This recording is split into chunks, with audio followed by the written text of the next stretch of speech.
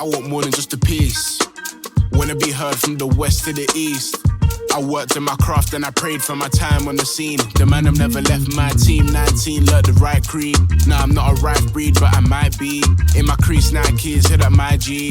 I'll still never sell out my theme. Well, you know about heritage, you go inherited. Don't chill with the snakes, but the flow's still venomous. Perspective is everything. So much lemonade, I don't know what a lemon is. Hey Mike, how's it going? How are you? Sorry. I'm halfway through a croissant. Evidently. But I'm good. How are you? I'm good. Merry Christmas. Merry Christmas. Are you in the Christmas mood yet? I actually am.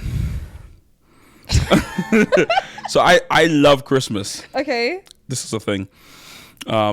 It's my favorite time of the year. I think it's the most wonderful time of the year. That sounds like you planned it. You planned it, didn't you? I did. No, but I am absolutely a Christmas buff. But I feel like it's taken me a while to feel Christmas this year. Why? Cost of living? Ugh, let's not even get started. Not cost of living. It just feels like this year, like, zoomed past me. Yeah. I feel like a lot has happened this year. And before I know it, we're in the next month. And before I know it, we're in the next month. And yeah, it's just like over my head. It is pretty crazy. From a news perspective, a lot has happened this year. It's been a bumper year. There's lots of lots of things to discuss, but also from a work perspective as well, because I have a holiday end of December, so there's that little period where I'm just trying to get the whole everything done, and it's just like, yo, this is gonna be difficult.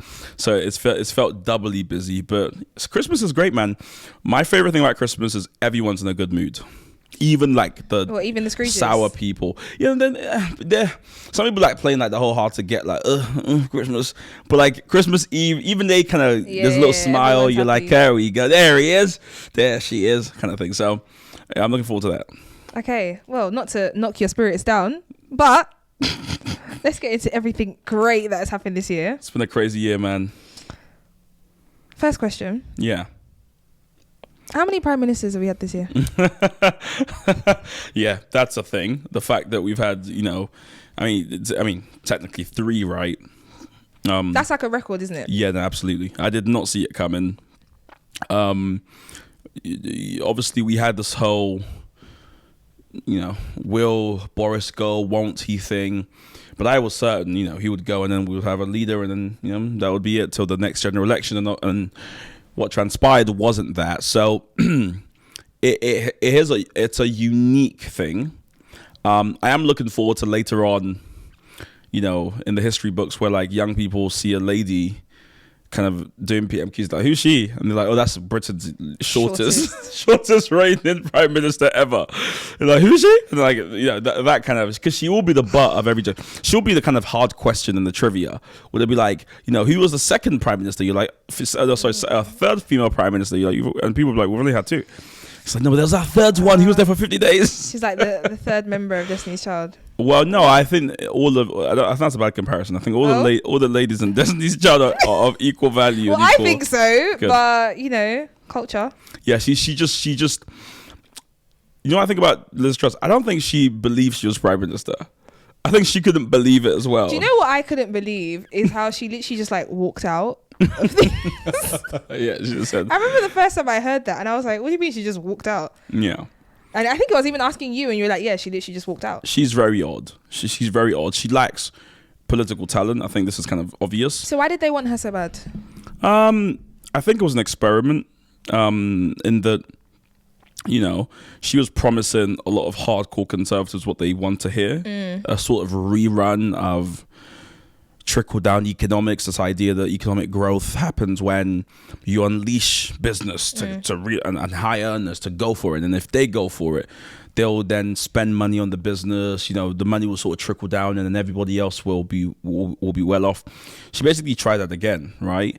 Although I have heard people say that, and I think it's true, but I think it's also slightly different in that it isn't just trickle-down economics as normal. It was also a unbalanced budget, where they announced tax cuts in a sort of mini budget and then said later on we'll explain the full details. Yeah. But of course the market reacted to what they said kind of instantly, and we saw the pound crash, and my holiday plans sort of, almost up in smoke, because I was like, oh my gosh, a pound is basically $1, which hasn't happened for a long, long time. So yeah, she was just unique. She was uniquely incompetent, I would say, at the prime ministerial role, and she surrounded herself with people who were equally uniquely kind of incompetent. So it was this kind of cabal of incompetence, which obviously ended, with a great big crash.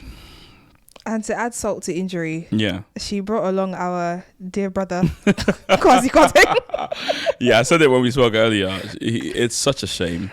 It's a big shame, because Kwasi could have really inspired a generation of black people. I'm not one for identity politics, but I think it is important when you have the first. It's good to get the first in. And he didn't have a chance. I mean, they were like half asleep, and then he was gone. He was there for the whole of 1 hour. Yeah. So they didn't get a chance to really see a black man occupy the second most powerful office. But I feel like we heard him. Don't you think so? I think we heard him. Yeah, I mean, we heard it. The whole world heard his new budget. And I actually think, controversially, I think that was kind of a good thing to kind of expose how identity politics isn't necessarily the answer to everything, and that you can have people who look like you who disagree with you, and them being able to disagree with you or have their whatever shows, like, it allows you the opportunity to justify what you think for your own self, as opposed to like, oh well, I'm going to agree with this person because they look like me, but evidently he didn't agree with a lot of people. I mean, this is, oddly enough, might seem like an odd aside. It's one of the reasons I love TikTok, because every time I go on TikTok now, I see just a wide panoply of like black thought. I'll see a young person who's like a black young conservative, and he's talking about being pro-choice. Then I'll read someone who's like, burn the system down, win the new system. Then I'll hear the kind of libertarians who are like, oh well, just make sure the rules are followed. And you just get and you just see like, wow, there's lots of different types of black people. As we've often said, black people aren't a monolith, right? So I find that refreshing. Obviously, the Commonsense Network is all about exposing people to different perspectives, so I would think that. But I hate when I see people who say like, who question his blackness, and all these sort of things that I just think is just below the belt and just like nonsense. Because he's not for the people. Remember, you saw that MP who came out and was like, yo, he doesn't sound black. Who said that? Remember, this is when he first got elected, and he gave like a kind of speech. And this Asian MP, I forgot her name, she came out and said that, he doesn't sound very black. She had to kind of retract, apologize and stuff like that. Yeah, because it was ridiculous. What does sounding black mean? What was he meant to say? That just was beyond me. But that's like a theme for politicians these days anyway. You just say something outlandish and then you apologize and everything's great. No, but I think she actually meant that. She was on a radio show and she was like, he doesn't represent us. He doesn't sound black, And but she's Asian. Yeah. But it's like, no, the BMT. I said BMT. That's a sandwich. What's it called again? BME community. BAME. Oh, BAME, sorry. Not BME. Not BME, BAME, no. I think it's BAME, but all inclusive, we get it. Just let us know in the comment section. Is it BAME or BME? No, even that's controversial now. People are like, you shouldn't group the demographics together. It did always strike me as odd. Black and minority ethnics. Yeah. It's like, yo, there's a lot of diversity. You get, like, Zayn Malik being the face of Black History Month. Was he? Yeah, that was like not this year, maybe a couple of years ago. What it was at my university, that's why I know. Which I won't expose, but obviously. So Zayn Malik is. So they Asian. did like this whole. Sorry, I'm Black eating because this is a Christmas episode. So I'm just gonna they did like this whole Black History Month campaign where they like put people's faces around campus or whatever, and they put Zayn Malik as like one of the key people, and it was a huge issue. I think if he's one of them. Was it BAME Month or Black History Month? It was Black History Month. Okay, so you should have waited to like South Asian Heritage Month or something like that. I mean, I reserve my comments. Anyway, so speaking of campaigns, a lot going on in the social media spaces. You mentioned TikTok. How about Twitter and a certain Elon Musk? So I just realized this has become like an ASMR podcast. I'm like chewing frantically. Yeah, man, that was interesting. A really long public battle, I would say. And now he's just blown the company up. It's interesting. I think the company will survive. I think it has to, like, I think it will take a lot to bring something like Twitter down because of the amount of people that use it. Like, even if the leadership would have to do something really bad for it to be like, yeah, Twitter's cancelled. Like, Twitter is the platform for cancelling, not the platform that gets cancelled. I agree. I also think it's the nature of Twitter users as well. Okay. Unlike other apps, Twitter users, it's not that big, and when you compare it to, say, a Facebook or even a TikTok, but Twitter users are addicted to Twitter. It's typically journalists, writers, people who write the creative type, and a lot of them are practitioners, you know, and so it's just part of their workflow. It's part of what they do. They've spent years building an audience on there. You know, some have a blue check. You know, there's a whole life wrapped up in that app. So it couldn't just like be deleted in the same way. I think, you know, MySpace just disappeared and we're like, do you remember having MySpace? Yeah, exposing our age. Our age? Speak for yourself. There was a whole bunch of them. MySpace, Bebo. I remember Bebo. What were the other? Yeah, let's not go too far. Anyways, so moving on. Oh, I said I actually have to insert some Christmas jokes because it's definitely great. Christmas. I love a joke. I love okay, Christmas great. jokes. So cool. Seeing as we were speaking about Destiny Child earlier, why do reindeer like Beyonce so much? Because she says ho ho ho. No. Where did Beyonce say ho ho ho? Single ladies. Ho ho ho. No, it's because she slays. That's quite good. Yeah, it's a good And she one, does isn't slay. it? Beyonce was in my top artist for Spotify Wrapped. Oh, really? Which is so random. Do you know what? That actually doesn't surprise me. You think I like Beyonce? I think you have a very like ballads. Although she doesn't really do ballads these days. Yeah, but she doesn't. I think what it is it's the last album she released. I think I just played that over and over again. Mainly in The Office. I think the issue is when your Spotify is also used for The Office, you don't get to play your own music. 1084. Thanks. So she basically released that album. I played it for The Office, and I think I just racked up the numbers. Cause I don't listen to Beyonce like in my house. Like that's funny though. That's like my friend who has 2 children now, under 2, and his top 5 were all from Encanto. This is what I mean. It would be very odd if she was just listening to that on in the drive to work sort of vibe. And he actually listens to like music. So the fact that these are the top 5, I'm like, wow, this parenting lifestyle. It messes up your Spotify Wrapped. Yeah. I was ashamed to show it's just so random. I think number 1 was Beyonce, then it was like Amy Winehouse, then it was just like what's But they're similar, kind of. Beyonce and Amy Winehouse. Let me not get cancelled. Let me reserve my females comments. that sing. That's probably sorry. as far as the similarity. I won't even talk They're about. both very soulful. I won't talk about my raps because I was actually embarrassed by my rap. Yeah, who was your number 1 artist? I'm not saying. Fair enough. But he has a concert coming up. Well, it was Chris Brown. What? Yeah. It was not Chris Brown. Anyways. Asake. He that has an ear. What did you just say? Asake. You're actually trolling. You're definitely trolling. So with that, I'm going to move on to the next next portion of the podcast. I feel like Christmas time is really important. Was that the one joke he slayed? No, we're gonna throw them in as in a sprinkle. Sprinkle. I like that. Can't give them too much now. You have That's to keep listening to the end. Very smart. See? I like that. Right. So Christmas, we've established, is Christmas, time for celebrating, thinking, reflecting. Well, Jesus, really. Yep, that too. Everything but Jesus. But sometimes it's also a time for grief. Thinking about people that you have lost this year. Okay, the Queen. And us Brits have really been through it this year. I just jumped the gun. Yeah, you did jump the gun, but let's pretend that didn't happen. Us Brits have been through a lot this year with the passing of our dear monarch. I don't even know what her title is. I'm about to say Miss Queen Elizabeth, but I think it's just Queen, isn't Queen it? Elizabeth II. Queen Elizabeth Or the II, Queen. after the longest reign. What are your thoughts? On her dying. Has it broken your heart?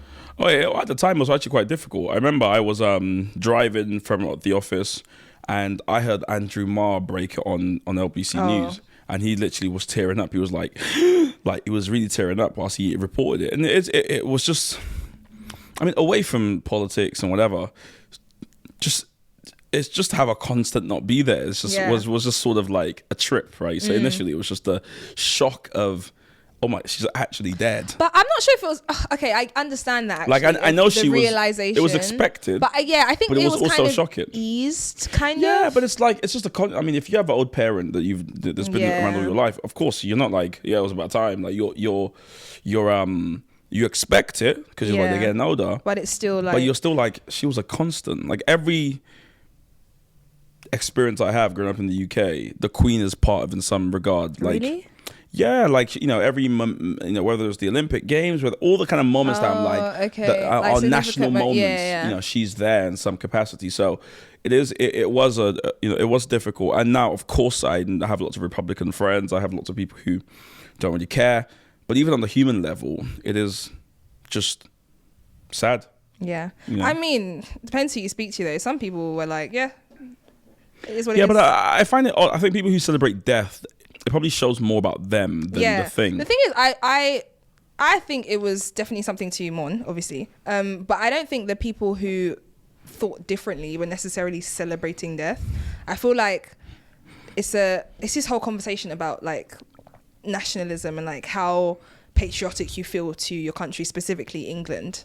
And obviously there's all this talk about, you know, where are you from? Where are you from, Mike?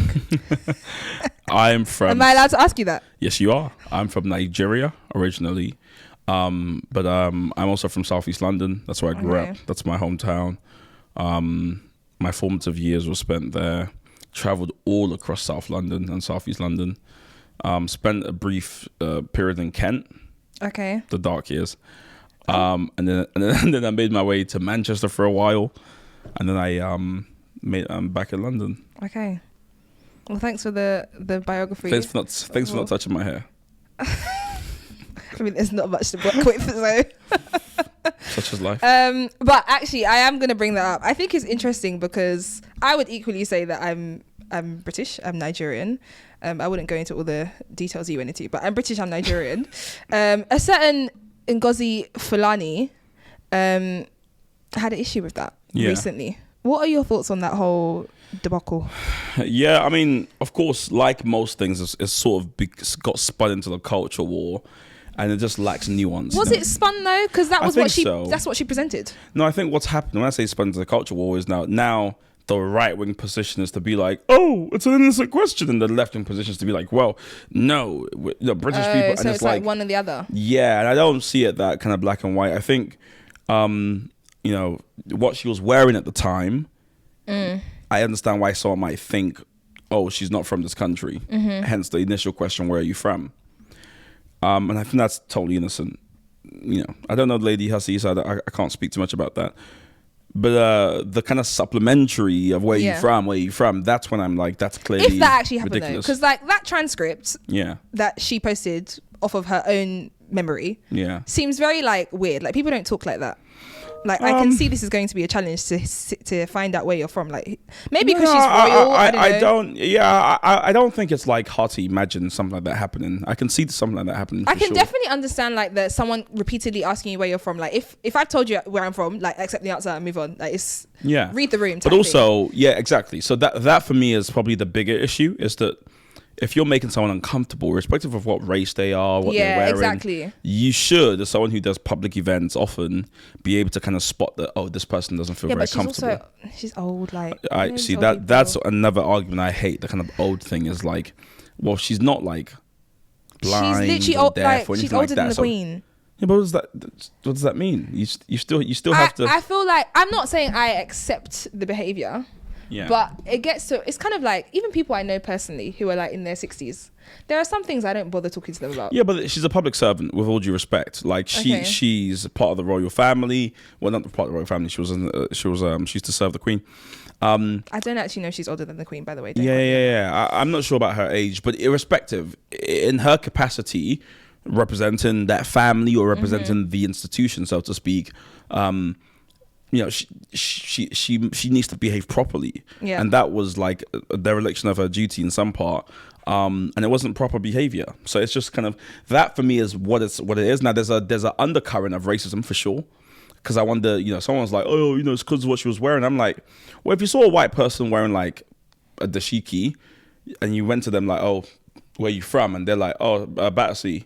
I think that's But where I the conversation also, would end. yes, but even, You don't go, even no, but where you really from? Where are you really from? Where you from? And then but they're I touching also her think hair. the You don't touch colloquial- black women's hair. Okay, I don't know. I didn't read that. Yeah, Maybe. she moved her hair allegedly to the side Oh, to try and see the name badge. I mean, I also think that colloquially, asking someone where you're from, like you understand what they're asking you, because she first said, "Oh, our company is from, or our organization is from whatever," and she said, "No, where are you from?" Right? So that one is like, okay, cool. She's asking where are you from. Then she said, I don't know, London or something. Yeah, Hackney. That is where it should have ended. Of course. But then and at she the said I same was born time, here. exactly, because It was she like, said she what was do you born. want? Yeah. But at the same time, like when someone asks me where I'm from, I understand the question, as in they're not asking me where I was born necessarily. They're asking me what my heritage is. Do they have a duty to like? Right.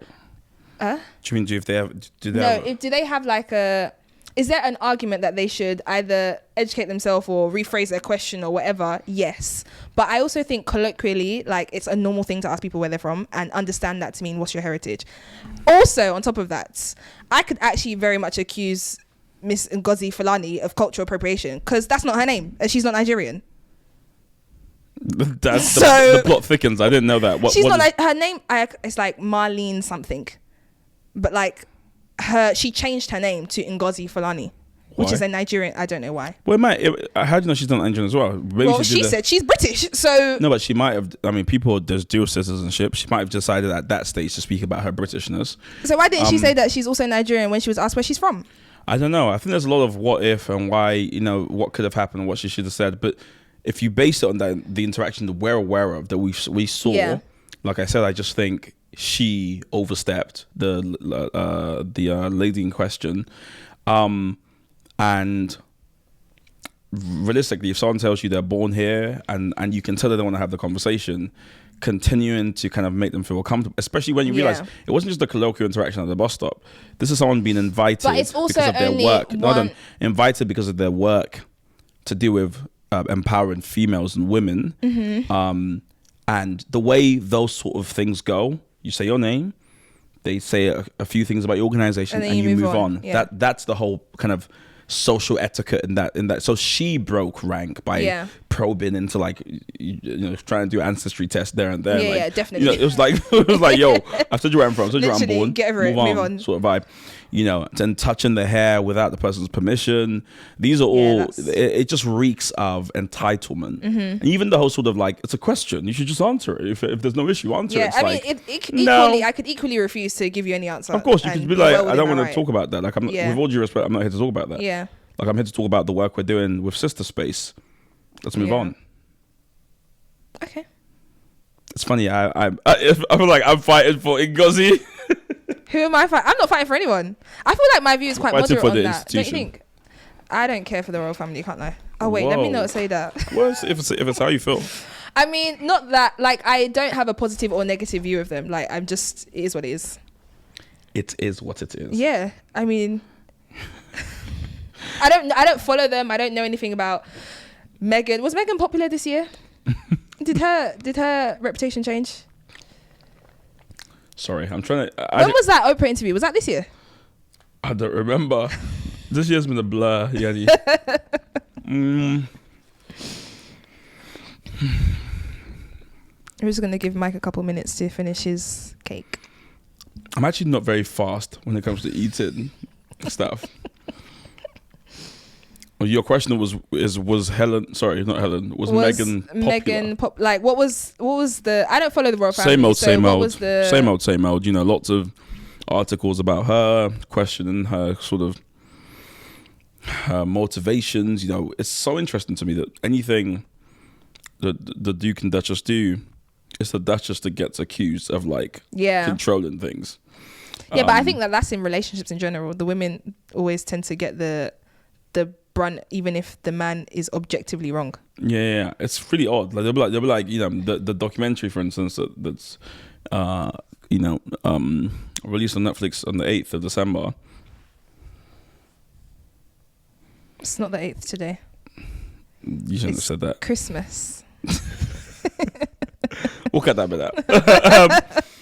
The documentary that's been released, people are like, oh my gosh, this does irreparable damage to the royal family.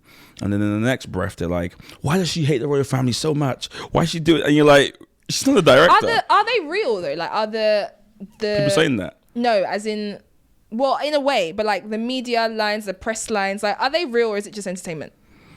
I think it may be entertainment to them, and obviously maybe driving. I feel like clicks, it's just trying to get clicks. but it's real in that it affects people. I mean, we saw the real effects on Meghan, and we saw the real effects on Prince Harry as well. Like it affects them. So and I but think equally, that, people say that they're acting. Yeah, I mean that's neither here nor there. You know, I don't think they're acting. But again, it's just my thoughts. Yeah. I would be very shocked to think all of this was an act for fun. It's like, mate, who wouldn't like adulation and like people kind of like co-signing whatever you do, which was what was given to them at the beginning, and then just like that, things just switch. So what made the switch? Was there like a point? A myriad of things. I think from the beginning there was probably some people in the in the institution that didn't want them to succeed because they might have saw the popularity that they were kind of starting to garner. There were some people in the media who from the get-go didn't really think. The thing is, right, I'm not sure the media care that much. I think the media want a story. So if going against this person, what do you mean? In that, we're going to write this story because we don't want Meghan to succeed. I don't think they care. I think they care about getting the clicks, getting the views, and getting the press amped up so that they can make their money. I don't think they're actually that invested in what is happening to the individuals they write about. I think they are. To what end? What would be their benefit? You have to understand that the relationship between the media and the royal family goes back a long, long time. Okay, there is an institutional obsession with the royal family. But what's different now then? Well, it's a fairy tale. Yes, there's a business case to be made about driving clicks and getting whatever, but it's also, you have to realize, like, you know, for a lot of people, both the media and the public, this is their fairy tale. In an increasingly kind of godless society, a lot of people look up to this institution as it's what they talk about all the time at home. And I've seen this, like, kind of traveling around the country, especially when I was younger, and as a member of youth parliament, all that kind of stuff. People spoke about the royal family all the time, and I used to be so confused. Like, there's nothing. Why is it so interesting? People, just talk about it. So I think we shouldn't underplay the institutional obsession. The race factor. This country has a hard time dealing with race. So seeing a mixed race person enter a royal family, I think some people got very excited by that. And case in point, if you kind of just read articles written about her, it's very clear that there's an odd, eerie obsession that you kind of wonder, where's it from? So what about like the obsession with Diana? Would you not would they not be comparative? Yes, but the difference with Princess Diana now is now you've got social media which allows you to kind of, the volume, if you like, of hatred and the speed at which things can spread now is so much worse. So I would say, of course, we could never compare the impact, these things have on the two individual women, but I think Meghan has, like, just because of the social media factor, it just compounds the effect. So, it's why they kind of left social media. Yeah, I understand, like, it being, everyone's I guess, more intense now, but I don't think the motive is necessarily amplified because the result is amplified. Like, the same way they went after Diana, they're going after Meghan. It's not the same way. I mean, they went after them, but they're not attacking them for the same things. Meghan is being called, straight out of Compton, all these sort of things, all these racial slurs and epithets that you're like, where's this from? People questioning, according to her, the color of her baby. What kind of shade would it be? That sounds wild. Someone can say that. But again, I don't think it's too out of, I mean, if someone's saying we're going to have a problem with you. What color is the color? How dark is the baby going to be? Yeah. Someone can say that with their mouth. Yeah, I think it's normal. I think someone who's raised in a very different kind of environment. That's so wild. Who has a heightened sense of self, I think would feel very comfortable asking that. Same way. But even like. Same way. Someone telling you, I'm from Hackney, and you've been like, we're gonna have a problem with you, aren't we? That's like, what do you remember? I think it was last year when she did the. Hold up. What?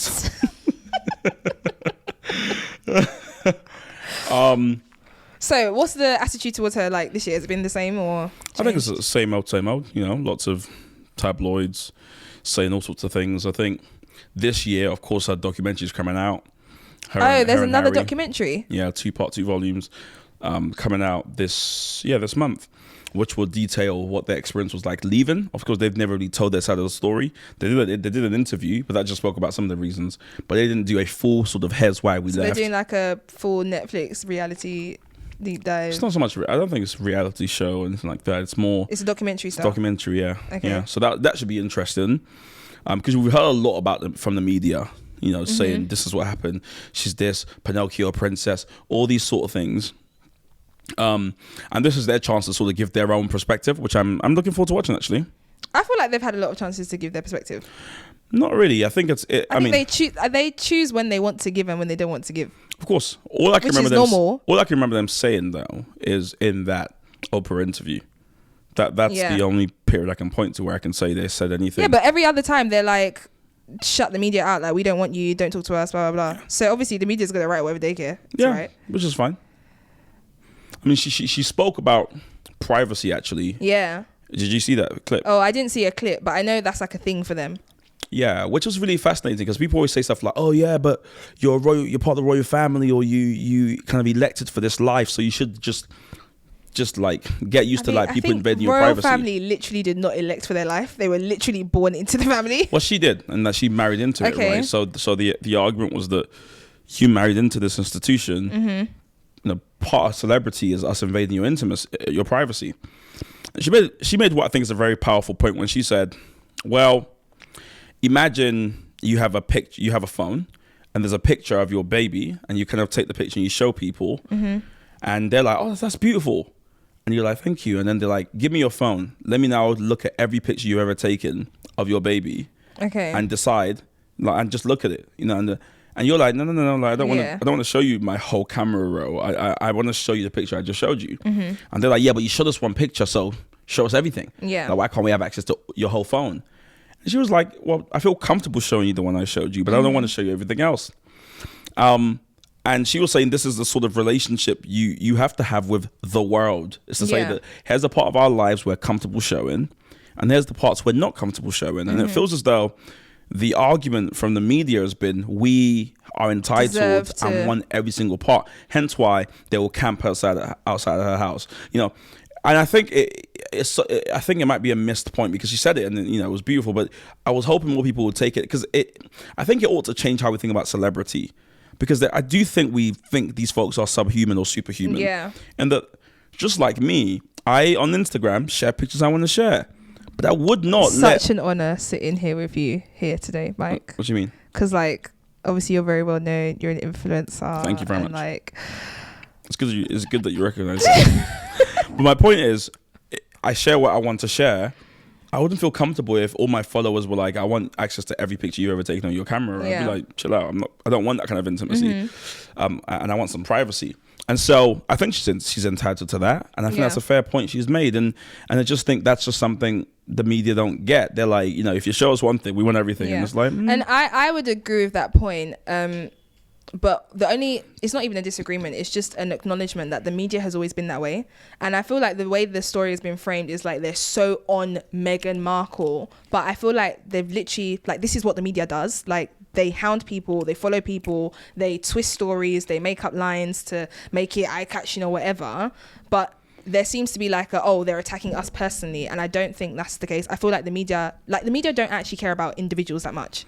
They they choose what is going to get them the views, get them the story. Like, they're not that invested in whether you're this or you're that. I disagree. I agree on one part, which is that, of course, on a business level, the media is interested in what sells, what's interesting, what people will click on. But I think the UK has a unique history as well, in that there is an institutional obsession with the royal family. Yeah, people love to watch them, think about them, talk about them, and maybe that is why there is a large market for royal family content, which in turn would back up your point, right? But I also think there is a odd fetish and obsession with her, because of her biracialness, because of the fact that she actually speaks her mind. She seems confident. She seems self-assured. And, she's taken a few of the newspapers to court and won. Mm-hmm. And so there's that kind of bad blood there as well. When you're forced to pay whatever million or whatever it is because of her taking you to court. Yeah. I think there's also a sense of, oh, really? Watch what we can do to you. We'll tarnish your image. We'll tarnish. I think that's also there. And I think it would be a misreading to see the media landscape as a kind of solely capitalistic, kind of profit striking thing. It's also, there are editors. Editors are human. And so they're not just rational, logical, money-seeking, whatever. They also have vendettas. They have agency. They protect their friends. They respond to lobbying. I mean, famously, Tony Blair made friends with the Sun newspaper before the general elections, and they supported him, and them supporting him in a large part led to his eventual victory. So much so that the Sun newspaper published that famous title. It was the Sun what won it. Which was their way of saying like us backing Tony Blair is what made this possible. That wasn't just like a sole business decision. That was, it's part of them understanding the power they wield to kind of set narratives and control the conversation. So I think in part that's something we have to take into account as well. Is that with Meghan there is case in point, Piers Morgan, right? It's odd, his obsession. Weird. It's kind of like it's really it was funny weird. at first, and then it's like, this is a bit odd. And even when he got his new show started this year as well. Great, part of the highlights. His new show, I think I watched maybe like the first 10 minutes of it. Not even the first show. And it was just like it's just cultural stuff again. Yeah, it's just the same stuff. It's like, okay, yeah, Piers, we get it. Like, get a new story. Have you tuned in recently? No, is it back on the up? It's got 500,000 subscribers now. Is that high? I don't know what that is. It's very high. Oh, okay. He was lagging on like 64,000 for a long time. Yeah. And then he just started scoring these big interviews. But does he talk about other things? Because I feel like I used to watch Good Morning Britain. I was an avid Good Morning Britain fan just because of Piers Morgan, right? I liked the back and forth. And when he left, it just seemed like it's all one perspective. It's all, I'm not going to say the other presenter's name, but it was just very lackluster. Why? Right? Want to give her props? Oh, that's not why. I wasn't giving props. They say if you don't have anything nice to say. It is Christmas. Yeah, no, it is. Yeah. So I imagine there would be an audience that would want to start watching him because he left. Yeah, it's interesting. It is similar. I would love to see the breakdown of like because it's a global show, right? So I'd love to see what the country split is, because I think in the UK we're sort of tired of him. I can imagine but maybe that's me speaking too frankly. I think in Australia they like him. Australians, I've learned this year, are very vocal on their political views. Yeah.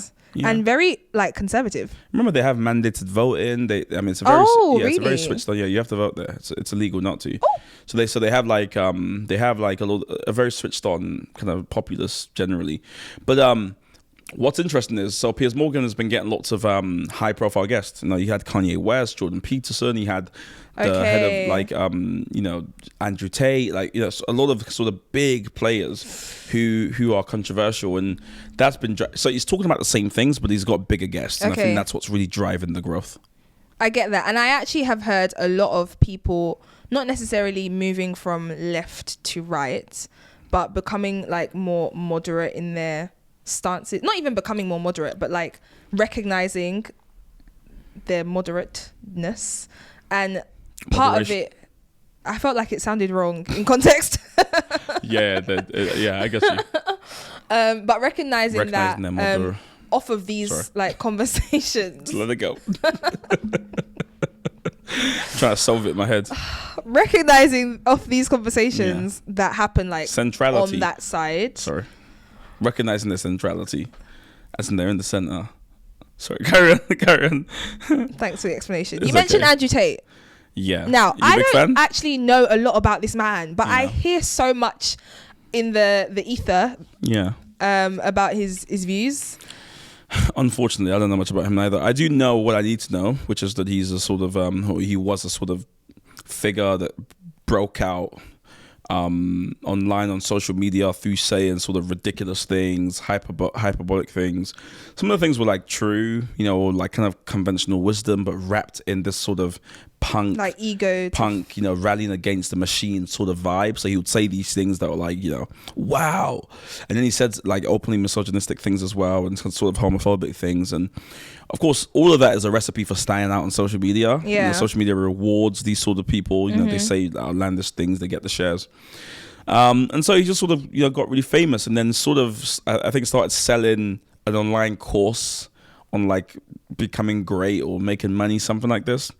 But naturally, when you start, however you start, you have to keep one up in yourself, right? To keep relevant. So because he started on this trend of, you know, saying outlandish things, I think he just got to the stage where he went too far. Okay. And that's when, you know, his account started getting blocked, and he started getting to the of social media. And now he's sort of back. I think he's back on Twitter, and there's sort of, you know, he's still making sense of what's going to happen with him. But that you know, it was a very epic rise, and I think it was an equally quick crash. And it will be fascinating to see what he does. Our economy. Why our economy has been a very long cost of living crisis. Yeah, we felt. No, but I quickly. thought the main kind of, I guess pre something. The thing that comes before the fall. The prelude. Yes, that's it. The prelude was like all the money and stuff that the government was giving out. The government was giving out like during COVID and like furloughing and all that stuff. Apparently, that was like a. Well, the whole world had that. Okay. Everyone has some sort of scheme. It's Rishi Sunak and it's Liz Truss's budget. No, I don't think it's because the market was already like I feel like they just were a catalyst, but like it was already trending that way anyway. Like yeah. I don't think the whole economy is bad because they gave out this one budget thing. Like, I feel like it was already bad. No, like energy was already an issue before they were there. Yeah. So we had issues, but every economy has issues. It's not as though a good economy is one without issues. So there were definitely pressures, and there were a bunch of a bunch of problems.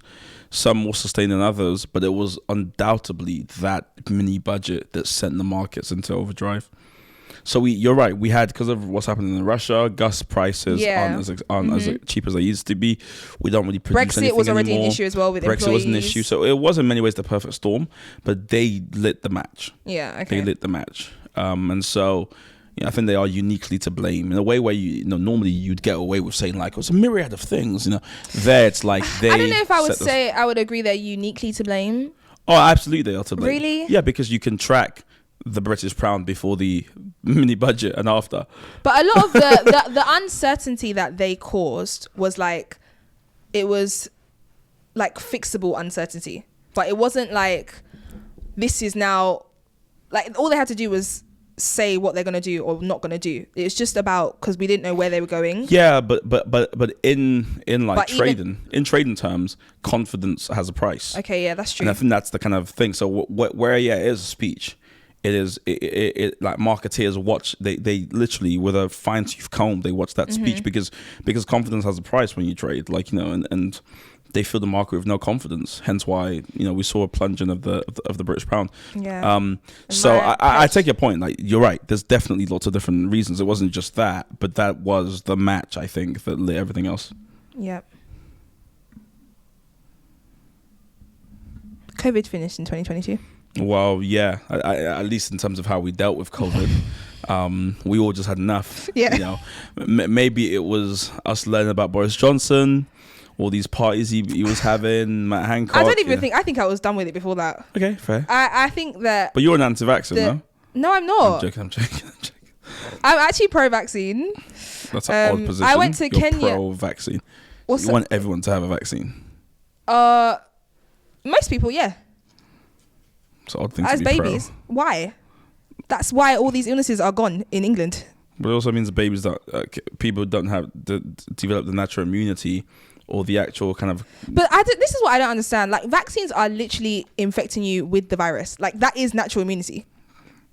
Like, I think people think that vaccines are like some chemical that's like poisoning your body. Like, it's literally giving you the virus. Well, there's lots of different types of vaccines. Not all of them contain strains of the virus. For the most part, they're all treating you to fight the virus when you get it, but they're not all of them are giving you the none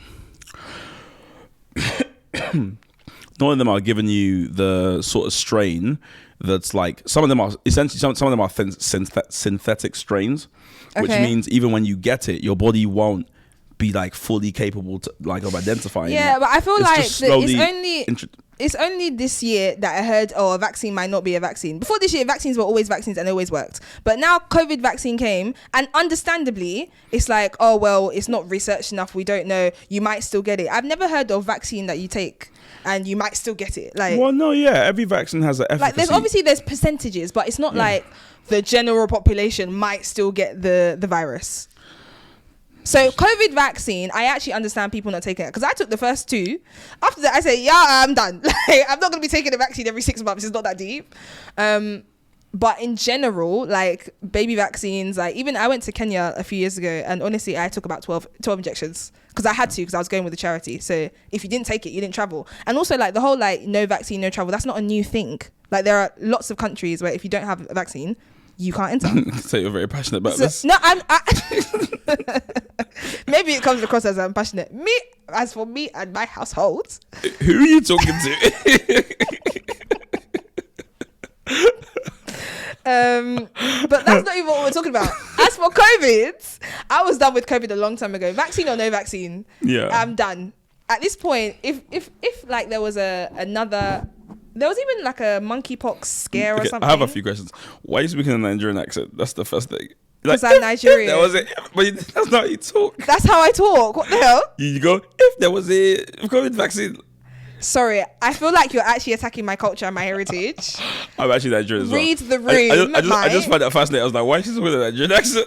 Maybe because I'm passionate. Fair. That is interesting. This is a normal thing. When people get passionate, they just switch into a different accent.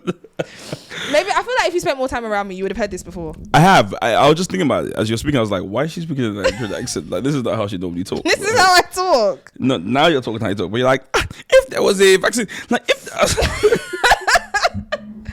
Well, I have dual nationality. I am Nigerian. Just like British. Mrs. Ngozi. So no, she's culturally appropriating. Whoa. My culture. Okay. I hope she sees it. What's she gonna do? Move your hair. Just to the side. Sorry, you're saying. Because I'm actually not trying to fight anyone. I'm just, it is what it is. So, I mean, I think it's time for another Christmas joke. Okay, cool. I think we probably have time for one more question. Okay, cool. Let's see a good one. Who is never hungry at Christmas? Who is never hungry at Christmas? I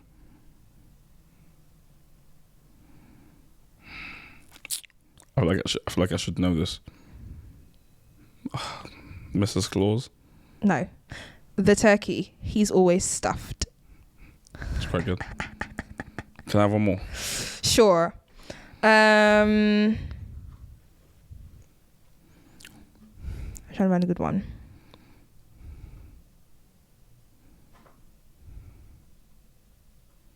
What do you call an elf that runs away from Santa's workshop?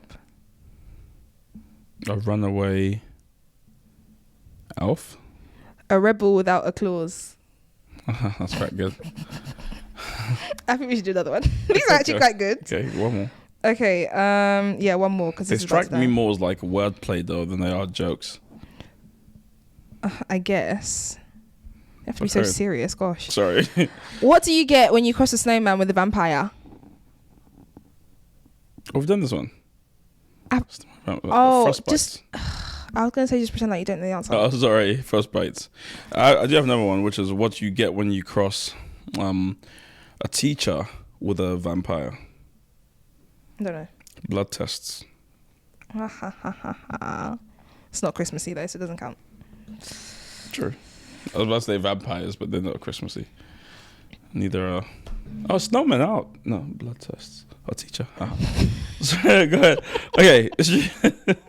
So, what are you looking forward to going into the new year? Yeah. I'm looking forward to our next Prime Minister. Joking.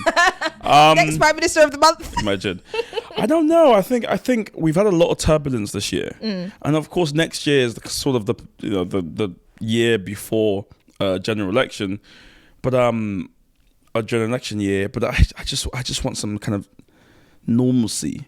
You know what I mean? Yeah. Like, this is what Joe Biden brought to America, just like calm and business as usual. I think we need a bit of that, because it's just been a lot this year, you know. And I just think collectively, as I approach the end of December, I'm just tired. I'm just like, I just need to have a 3-week hard reset, come back with a new vision, fresh eyes, and see what happens from there. I know it sounds a bit boring that I'm looking forward to like boring, but I think we all want a period of just like normal journalism, where you're writing about like interesting stories that you're having to dig deep. Like one mum in like Scots Lane did something. Do you know what I mean? Because right now it's just Donald Trump, this happened here. And it's a lot.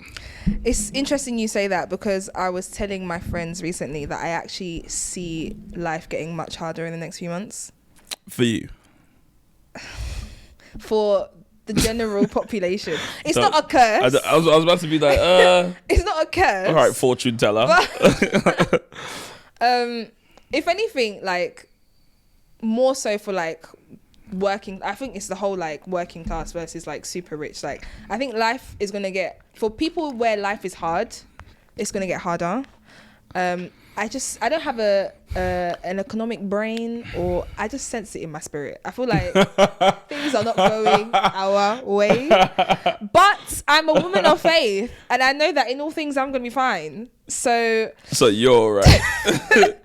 But if you would like the same level of peace, we all should just worry about the pain that's coming. Come talk to me, and I'll let you know how you have this. That is one way to solicit. He that has an ear, let him hear. Well, thanks for this. This has been the best Christmas. I've got to have a muffin, cup of tea, of course. I think next time you should definitely endeavour to come with like a Christmas hat or something. I mean, I do have a hat. Like Stick I said, a Christmas on the.